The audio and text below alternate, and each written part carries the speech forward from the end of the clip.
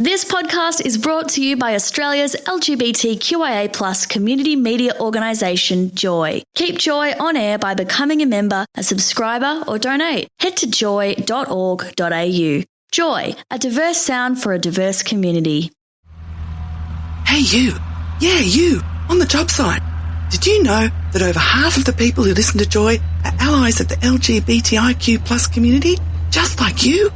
So you may not be aware, times are very tough financially at Joy, and we're reaching out for your support. So tell your workmates, your next door neighbour, and even your mum to head over to joy.org.au and help us build Joy Nation by making a donation. Joy, your voice, your radio station. A unique mix of world news and queer culture. Saturday Magazine. Every Saturday, 10 till 12 on Joy 94.9. And you are listening to Saturday Magazine on Joy 94.9 without Macca, but with Fiona, Paul and myself, Taz. Now we've had a couple of Pauls and we've had a couple of Joshes. Our next guest is another Josh. Dr. Josh Rouse, Senior Research Fellow at Deakin University. So we're going to be able to deep dive with Josh more into the situations around the anti-vax protests. And I mean, it's been very distressing as someone who lives in a city that I have to lie there and sit there and hear the helicopters over the roof of my house. That's full on all the time. That's full on. When I was describing this to a friend who lives overseas, he was like, "Sounds like a failed state." It had a very big failed state vibe to it, particularly on the Monday. Let's get the conversation going. Talk to us a bit about what motivates people to adopt these sorts of beliefs and these sorts of actions. Yeah, it's a really complex question because there's such a diversity of people who've been protesting this week.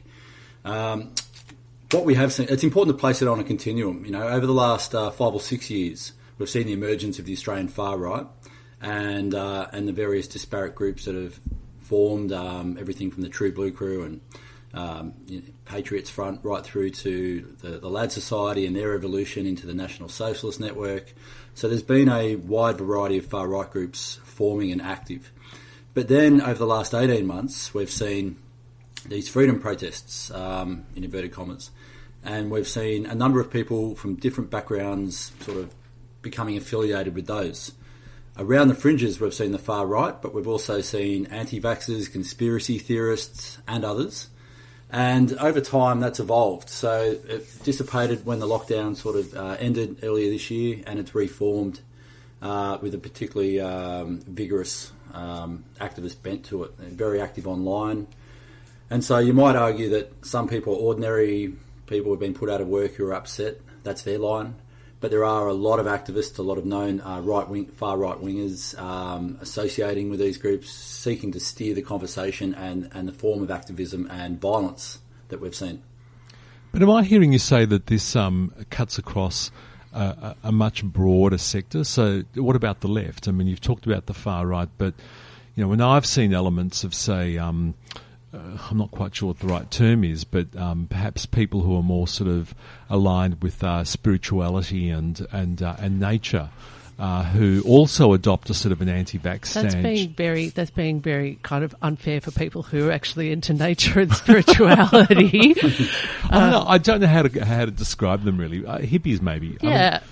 People that would traditionally be concerned about creating and building communities are now actually focused on just their own individual selves. And it's sort of quite disturbing how that sort of, I guess, maybe extreme left are adopting the same language as the far right. It's a really important point you make and question. At the end of the day, I've got some amazing colleagues doing work on this topic at Deakin Uni.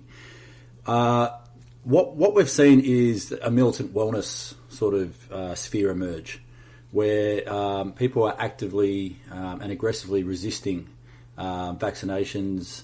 They might also happen to be, involved in that spirituality movements and so on. And the frame that's emerged in the academic world is conspirituality, conservative spirituality movements.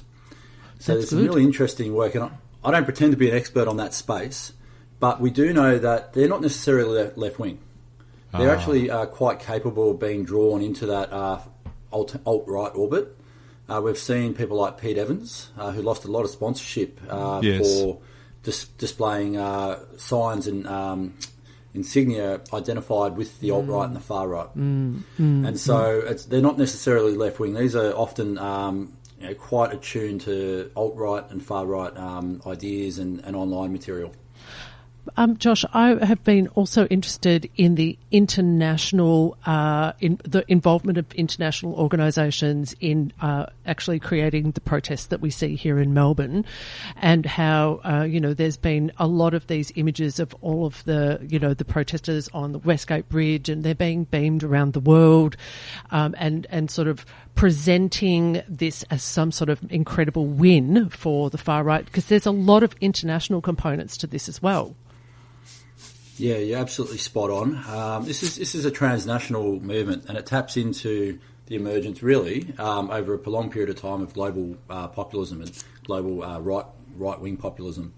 We've seen, the UK leave the EU, which was driven by a strong nationalist bent. We've seen the emergence of Trump, and who continues to be a quite powerful actor in the US, and we don't know where that's going with the next election. There's been, over a prolonged period of time, over the last 5 years, a seeding of ideas of the American right in particular amongst the Australian far right. It's occurred primarily through social media. If you look at who's a member of these far right groups on social media and Facebook before they were taken down, half of their members at least were US based.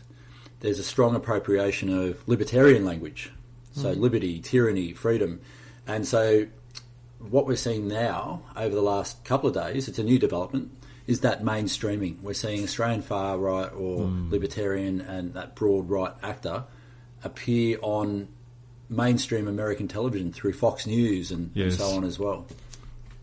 And what about the profile of these people? I mean, I did hear Shane Patton say, and I think you might have quoted him actually in your article in the conversation, that it's predominantly a sort of a male, 25, younger male sort of group. But I'm interested in what else you might know about their profile. Why is it gendered, but also what else do you know about their profile? Education levels, beliefs, occupation. What else can you tell us? It's a great question. We do know that women are involved, and women are involved in the organisation of this and are active and appearing. But it's reasonable to estimate that about 80-90% of the people on the ground are men, based on vision and just watching it over a period of time as it evolves. Now, what we're seeing are those men are primarily younger in the first half of their working life.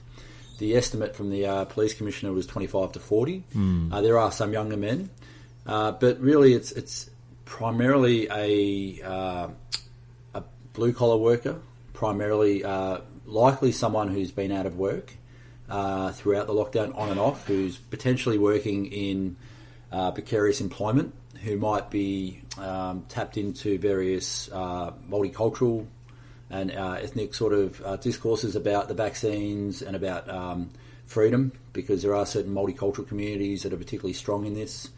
But there are also, certainly people who are attuned to this right-wing American politics, as we've seen with the January 6th storming of the Congress, primarily young men.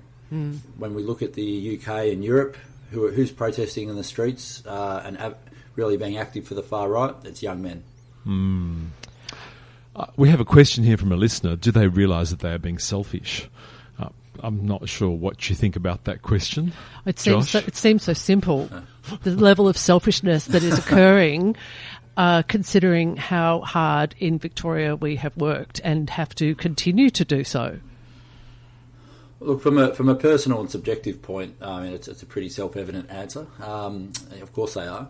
But from if you're taking that broad view and throwing it through an academic lens, you've got to look at, where are they coming from? How do they perceive their actions?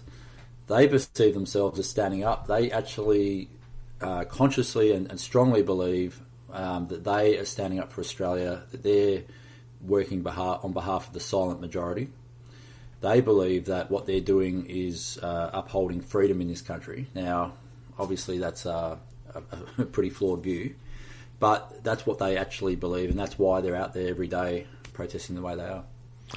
Unfortunately, we're out of time, Josh. It's been a really good conversation. We've now had a couple of goes at this topic, and I think we'll continue it because it's actually a really important insight into what's occurring in our community at the moment. And we're getting a lot of fantastic feedback from our listeners who are really loving the way that you have nailed this conversation, and no doubt will continue the analysis. So we'd be very interested maybe to speak to you again. Josh, I'm just going to read out one of them, but one of our listeners, Mel, has said, "This guy has nailed it." So there you go. That's positive feedback for you from one of our listeners this morning, Josh.